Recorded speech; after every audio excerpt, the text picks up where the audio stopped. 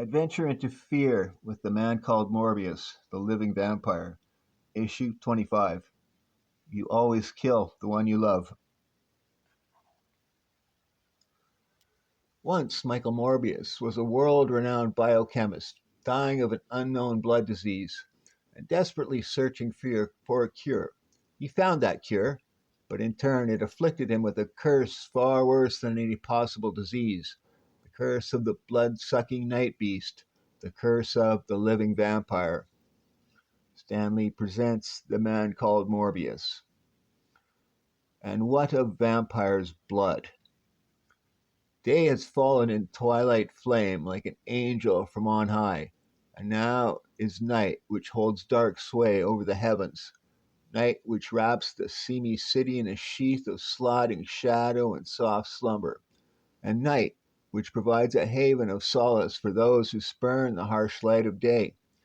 Morbius falls in that category. Morbius, the ghastly living vampire who now poises his supple body for a skimming glide above the somber Los Angeles rooftops. Morbius, who is brother to the night. But even beyond the veil of harsh sunlight, Morbius knows he will find no solace this night. For even though he is a pariah from the ranks of the true living, and cursed to feed upon life's blood, he still cares about life and is aware that tonight may well serve as a prelude to Armageddon. He pauses now, contemplating a course of action, how to avert the end of a world. Then, his mind awash with a turmoil of thought and memory, he recalls the components of dawning Armageddon. The caretakers, 10,000-year-old emissaries from the star system Arcturus, they who had introduced intelligence to our remote cave-dwelling ancestors, and who now hope to stave off the decay of Earth's myriad societies by creating genetically superior beings called the Children of the Comet. The demon priest Damon, sworn enemy of the caretakers, who believes Earth's salvation lies along a supernatural path, who has sorcerously enthralled Martine, Morbius's former fiancée, and who is capable of summoning nightmarish pawns like the cat demon Balkatar.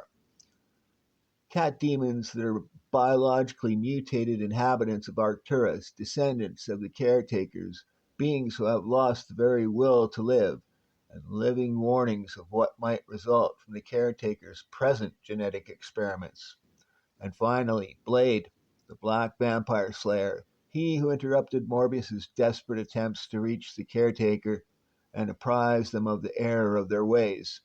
It occurs to him suddenly, and with a chill of dread, that each of them, each component of imminent disaster, had in his own way sought only to perform acts of good.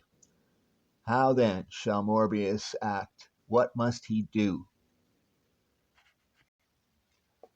A soft sound from behind, and the choice is torn from him. His course of action shockingly dictated by you, Tara, the innocent child whom Morbius had almost slain in the throes of his depraved thirst, and who bears an unknown relationship to the caretakers. Halt, Morbius! I warn you, do not harm me, unless you wish to test my power as before. It is better to come with me to the caretakers, quickly and quietly, for an all-out war between them and Damon is about to erupt. Then lead the way, girl. I have my own reasons for seeking the caretakers. But before Morbius can take the child's hand, hellish power spurts from the skies. It's too late. He's found us. Morbius is momentarily blinded by the bolt of coruscating force, and when sight again returns, he gazes in stark disbelief upon the impossible visage of the arcane sorcerer Damon. You are a traitor, Morbius, one who is damned to learn that it would have been far more prudent to remain in my service. For the child spoke in truth.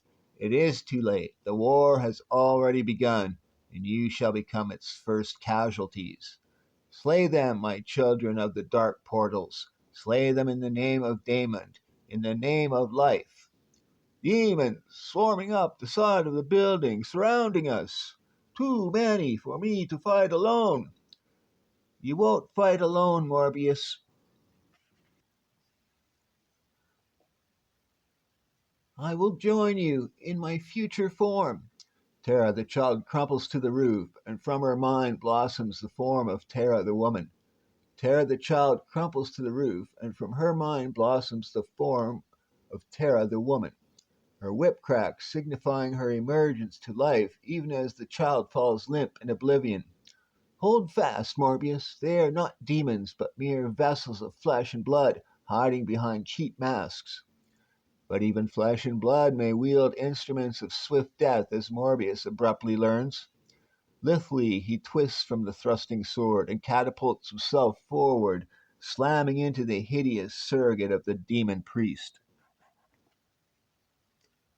Morbius falls to a limber crouch, snatching up his fallen foe's blade just in time. Fool! Your master's path is as warped as that of the caretakers, and you are one of the living. Must you learn the idiocy of your ways from me, from Morbius, from the one who deserves nothing but death? We shall discuss your remark about the caretakers later, Morbius, but now I would suggest that you fight more and speak less. There are still many of Damon's minions to be defeated. So I've noticed. Thus, pursuing the warrior woman's advice, with renewed fervor, Morbius battles in savage tandem with his unlikely ally, until it would appear that they're finished, Morbius, every last one of them. Yes, so it would. Now, filthy little puppet of the caretakers, your disgusting heart will embrace my dagger. No, that voice, it's Martine! Morbius's anguished voice brawls across the wind-swept rooftop and Martine, yes, I am Martine, and you're Michael, the man I loved. I know you're Michael, and you must forgive me. I don't want to kill this innocent child, but Damon says I must. His voice speaks to me, Michael, claws at my brain, forcing me to obey him. I will obey him, Michael. I will kill the child. I will. No, Martine, for the love of his voice falters then as Tara the child spasms to life.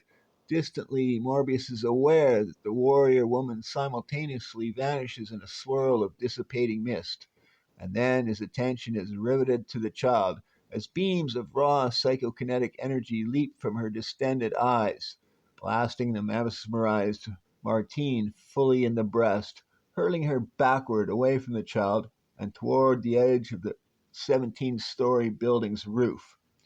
Livid horror flickers through the living vampire's mind, even as he vaults the parapet, to intercept Martine's unconscious form at the apex of its fall. In that timeless instant, he knows nothing but concern and, yes, the mocking ghost of love. But as he returns to her to safety and gazes down at her still face, at the delicate hair of her gently pulsing throat, he is overcome by the implacable bloodlust, and God help him, he succumbs. He drinks, his barbed fangs sunk deeply in the hellish rapture, and he drowns in crimson memory, scarlet drenched visions of Martine, the day she accompanied him to accept his Nobel Award, the day she insisted on joining him at sea, unaware of his attempts at curing himself of a rare blood disease, and the day he failed in his attempt and became a living vampire who desperately flung himself from that ship, vowing to spare her the touch of his fangs. The visions shred now, leaving only the bitter taste of blood and supreme remorse. No! What have I done? Control yourself, Morbius. Her pulse is still strong. She'll live. Michael, you've been deceived. Damon's power has only begun to build. The agents you killed, they were sacrifices. He wanted you to kill them so he could increase his power, so he could feed on their released life energies, so he could.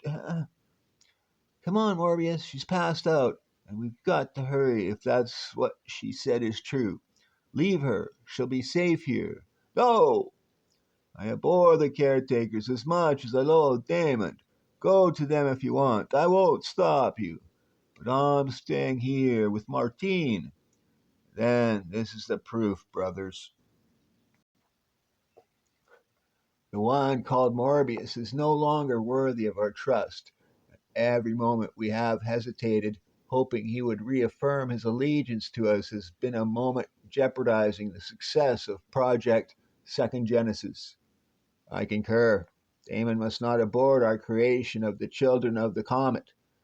Earth's prolonged future is contingent upon the infiltration of genetically superior beings. Damon must die, and since Morbius no longer aids us, we must mount an independent full scale offensive. At once! At once, sir. Then, in ordered single file, the uniformed agents of the caretakers march from the cliffside headquarters, activate miniature jetpacks, and streak into the sky. Their mission? Death to the misguided cause of life. Glad you changed your mind, Morbius, because you've got it all wrong about the caretakers. They only want to help the Earth. Their intentions are irrelevant. My intentions are only to survive. And you saw where that got Martine. Besides, any attempt to interfere with man's own destiny is what? That wall! Collapsing! Frantically, Morbius lunges from the path of falling brick, clutching the girl's wrist even as he moves. And for a moment it seems he has saved her, until a geysering pillar of flame ruptures the pavement and incinerates her small, helpless form in midair. No! Sickened by the instant carnage, and still gaping at the hell sent flames, Morbius staggers back, straight toward a fire hydrant, which abruptly explodes with shattering impact, spewing himself and the still unconscious Martine like insignificant flotsam in a tidal wave. The pavement is hard, even to a hollow boned man of Morbius's negligible weight, but even harder to bear is the recognition of a deeply reverberating voice. Look at me, Morbius. Look, you pitiful fool. And gaze upon the Master, leading his hordes of demons. The child's death has given me the power to summon them closer to me, Morbius. But you didn't fear them? They are still trapped in the mists, locked just beyond the final veil separating their dimension from ours. Indeed, you need never fear them, Morbius, for I require but one last release of life energy, one last death to bring the demons to my side. And you shall provide that death, Morbius, and you shall be responsible for unleashing the swarming hordes of hell, and for Damon's new order of life upon Earth. Next issue, the cataclysmic conclusion, the parasite syndrome. The faceless ones. We watched them come, their gleaming spaceships soaring in through the smoke and haze of the endless horizon. Closer and closer. Now we could hear the powerful blasts of their motors, see the bright colors of the ships, and we waited, confused and a little worried. This was the first time they came down on level Z, ships gliding smoothly and effortlessly, and all we could do was watch, for we were helpless to act without the command of our leader. Then we saw them come out, and we almost screamed with disgust and horror at the sight of them. We tensed through the attack, but the orders from our leader came to us through thought transfer waves. Stop! The command hit our brains all at once, and we stopped in our tracks. We could do nothing but obey, no matter how we were revolted at the sight of these creatures. Our leader's word was law, so we obeyed. But what a sight we saw! What an ugly, revolting sight!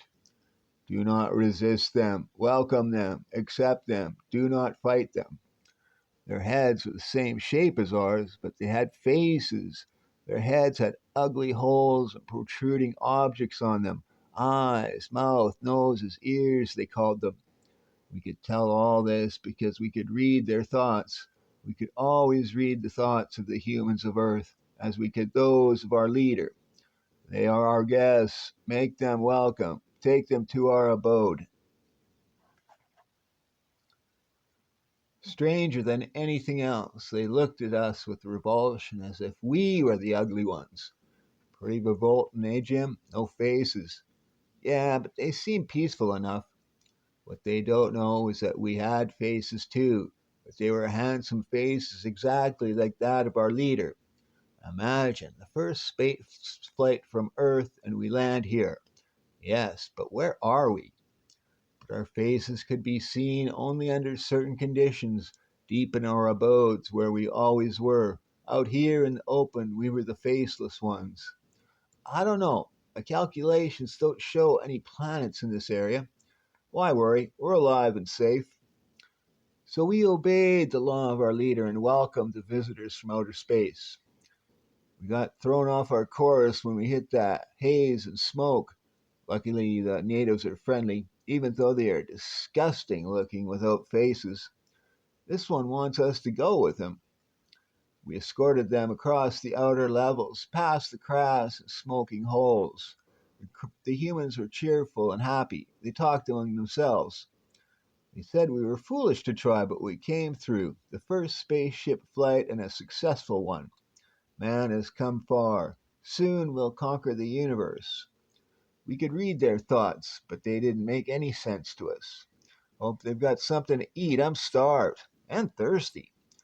They followed us down into the caverns, past the walls of pitch and lava, deep, deep. Wonder what kind of a culture they got here. I'm making notes of everything. And they didn't seem a bit worried. They were brave, these humans, even if they were stupid. What a book I'll write when we get back. We'll be rich and famous.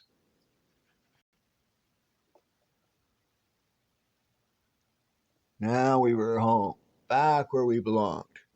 Good grief, Jim, look. I can see their faces now. No, no, no. Yes, they could see our faces by the light of the great fires. That was the only time our features could be seen. But the humans didn't like them at all. They screamed and carried on something awful. This isn't another planet. This is. We stopped their screams and panic, stopped them with our spears, sent them hurtling into the raging fires, their bodies twisting in agony. Funny that they should act like this. Even if they didn't expect to be treated this way, then why did they come here? It was strange, of course. You see, all the others of our guests usually wait until after they die before they come to Hades. The end.